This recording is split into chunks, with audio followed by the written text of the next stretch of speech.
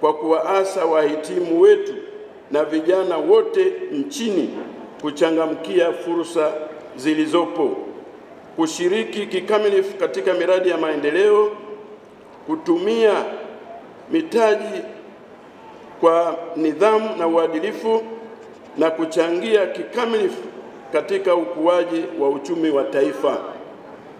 Vile vile wanapaswa kutambua kuwa wao ni nguvu kazi ya taifa hili na kwamba wanahitajika kuwa na moyo wa kizalendo wa hali ya juu wa kuilinda nchi yao na rasilimali zake kwa kuzingatia misingi iliyowekwa na waasisi wa taifa hili.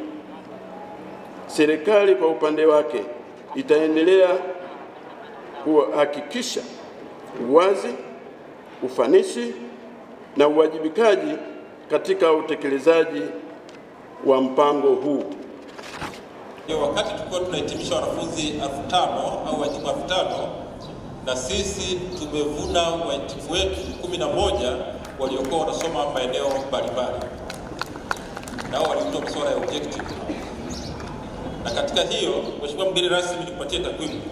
Katika hao 11, watumishi 8 sawa na 72.2% ya wahitimu wote wamehitimu masomo ya shahada ya uzabibu, yani PhD, 72.2%, na wahitimu watatu sawa na 27.3% wamehitimu masomo ya shahada ya umahiri.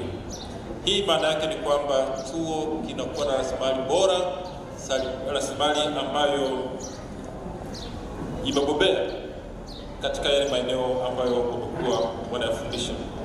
Aidha, kwa kutambua umuhimu wa kujengea uwezo katika maeneo ya ubobezi, chuo kimeendelea kuwapatia watumishi wake fursa za mafunzo mbalimbali ya muda mfupi.